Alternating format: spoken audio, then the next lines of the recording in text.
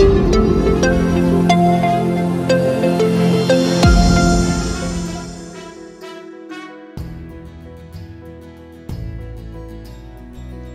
मित्रांनो, मी मंजू भोसले सावंत मंजूस मेजवानीमध्ये पुन्हा एकदा तुमचे अगदी मनापासून स्वागत करते। आज आपण बघणार आहोत रोज डे स्पेशल रोज मोमो, समथिंग न्यू। चला तर मग सुरुवात करूया। परफेक्ट रेसिपीसाठी व्हिडिओ शेवटपर्यंत बघा, अजिबात स्किप करू नका। मोमोसाठी आपण घेतले इथे 1 वाटी मैदा, बीट घेतले आपण, बीट आपण किसून घेतले, चवीनुसार मीठ, तेल घेतले 2 ते 3 चमचे, 1 ते 2 चमचे कोथिंबीर बारीक कट करून घेतले, 2 मिरच्या बारीक कट करून घेतल्या, लसूण घेतले 4 ते 5 पाकळ्या बारीक कट करून घेतल्या, 1 शिमला मिरची आपण बारीक कट करून घेतली, 1 छोटा कांदा आपण बारीक कट करून घेतला आणि 100 ते 150 ग्रॅम आपण पनीर किसून घेतले। इथे आपण एक बाउल घेतलाय, एक बाउल वरती आपण एक मलमलचा कपडा ठेवून हा जो बिटाचा जो पीस आहे तो घालून घेऊया आणि आपल्याला याचा ज्यूस काढून घ्यायचा।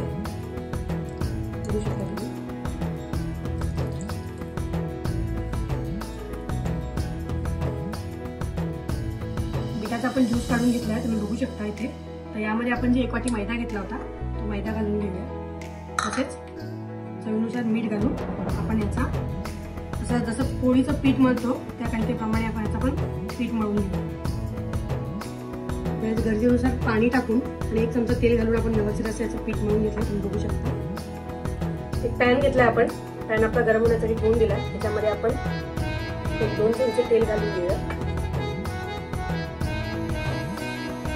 तेल आपलं तापलं की यामध्ये आपण मिरची, लसूण, तसेच कांदा घालून गुलाबी रंगावरती गुलाबी होईपर्यंत कांदा आपण फ्राय करून घेऊया।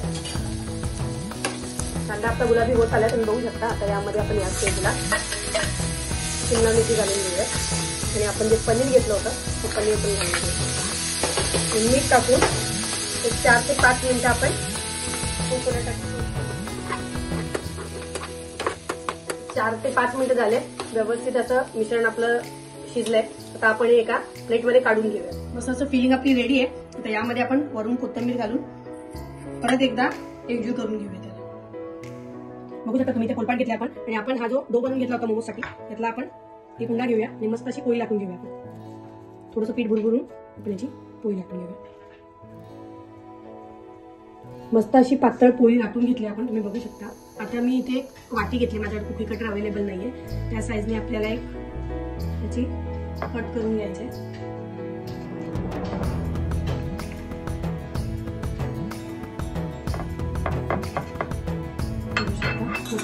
आता त्याच्यानंतर त्यापेक्षा साईजने थोडा छोटा असा अजून एक पोळी कट करून घ्यायची आपल्याला।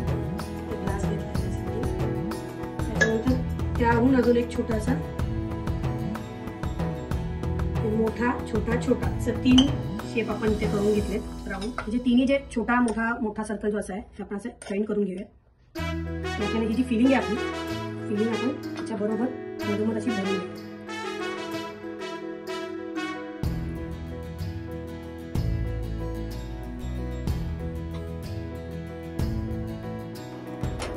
फिलिंग भरून इथे त्याच्या कडांना पाणी लावून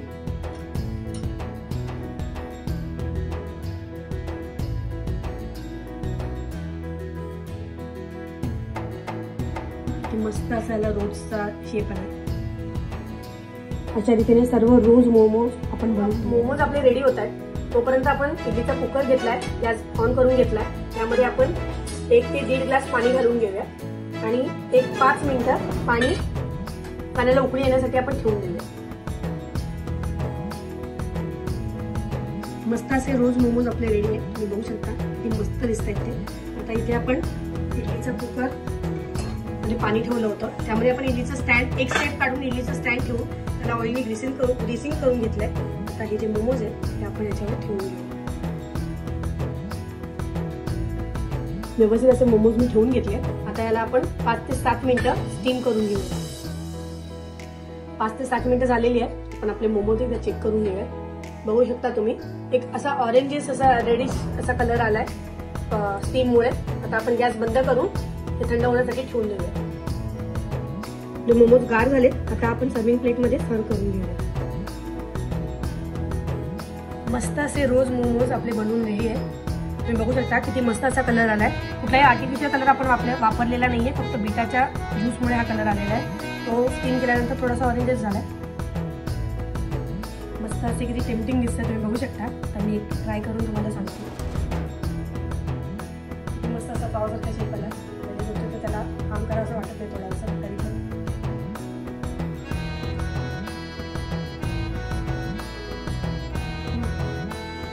खूपच छान फ्लेवर आलाय त्याला.